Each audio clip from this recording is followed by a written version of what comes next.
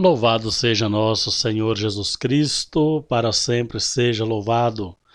Eu sou o Padre Edilson Raposo, da Capela Santa Edviges de Belo Horizonte. Estamos neste projeto de evangelização através das celebrações em nossa capela e também deste canal do YouTube, onde a gente sempre traz a reflexão diária do Evangelho e buscamos ainda fortalecer a devoção à Santa Edviges. Assim nós os convidamos, irmãos e irmãs, a nos acompanharem por esta plataforma, a dar aí a sua contribuição, compartilhar este conteúdo e convidar para que mais pessoas possam também beber desta fonte de espiritualidade. Reflexão do dia. Evangelho de Nosso Senhor Jesus Cristo, segundo São Mateus. Naquele tempo, disse Jesus aos seus discípulos: Não penseis que vim abolir a lei e os profetas. Não vim para abolir, mas para dar-lhes pleno cumprimento. Em verdade eu vos digo, antes que o céu e a terra deixem de existir, nem uma só letra ou vírgula serão tiradas da lei, sem que tudo se cumpra. Portanto, quem desobedecer a um só destes mandamentos, por menor que seja, e ensinar os outros a fazerem o mesmo, será considerado o menor no reino dos céus. Porém, quem os praticar e ensinar será considerado grande no reino dos céus.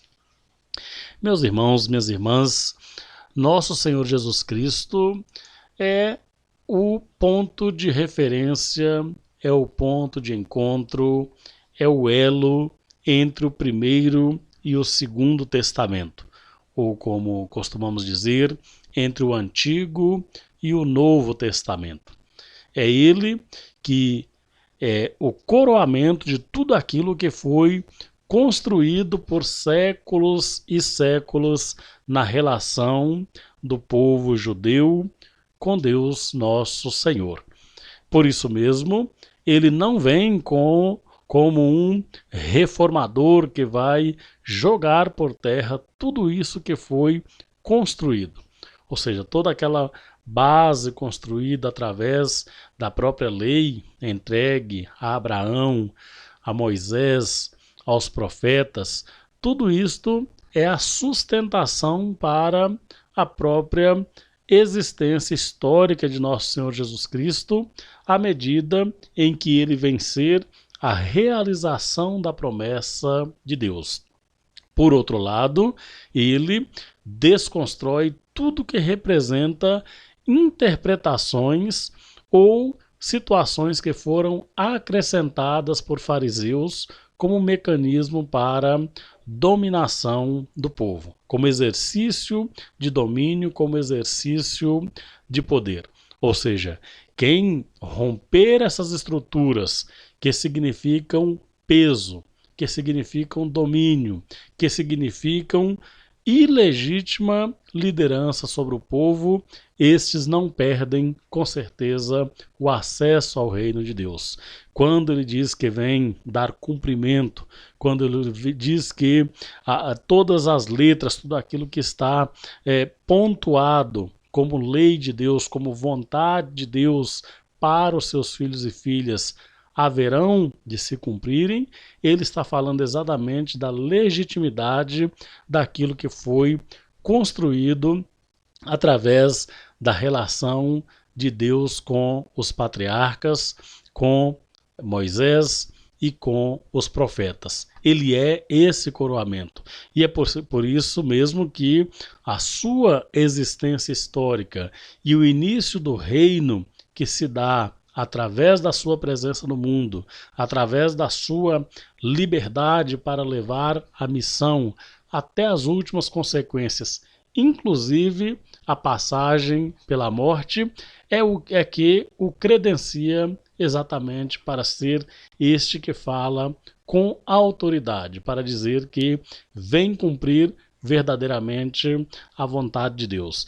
E assim, quando Jesus Cristo se coloca com tamanha firmeza, ele dá também a orientação para que Quem deseja ser como ele, quem deseja vivenciar uma existência unida a Deus, deve também ter em mente que, sendo cristão, sendo discípulo, sendo missionário deste Cristo, é preciso também ter essa disponibilidade para cumprir a vontade do Pai e ensinar a que outras pessoas também a cumpram. Ou seja, o nosso vínculo com Cristo, o nosso discipulado a Cristo está ligado também a uma missão, ou seja, viver esta fé, viver esta alegria, sentirmos-nos incluídos entre os seus, mas ao mesmo tempo assumir esta nobre e grande responsabilidade de nos fazermos missionários, como quem também leva outras pessoas à mesma prática. Esta palavra de Jesus colocada no Evangelho de hoje não é para nos amedrontar, não é para aterrorizar os homens e mulheres do seu tempo, exatamente para que eles possam se ater àquilo que é essencial, aquilo que é primordial, aquilo que realmente representa toda a sua filiação divina. Para nós, irmãos e irmãs, nós temos, além de todos os valores contidos no Primeiro Testamento, que foi construído, foi elaborado ao longo dos séculos, nós temos a própria mensagem do Evangelho que nos dá esse direcionamento para Deus, Pai misericordioso, bondoso, que perdoa e que nos acolhe.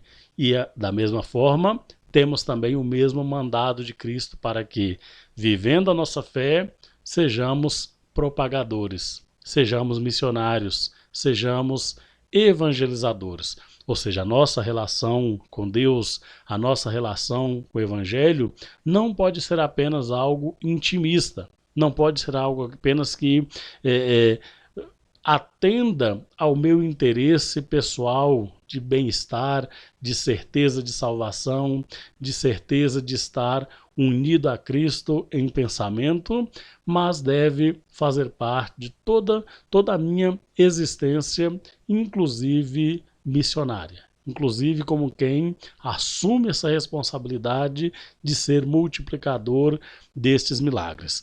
Que este tempo quaresmal nos ensine e nos direcione nesta direção, nos coloque neste caminho de fazermos discípulos com Cristo, cumprindo os seus mandamentos e cumprindo, por assim dizer, a própria vontade do Pai.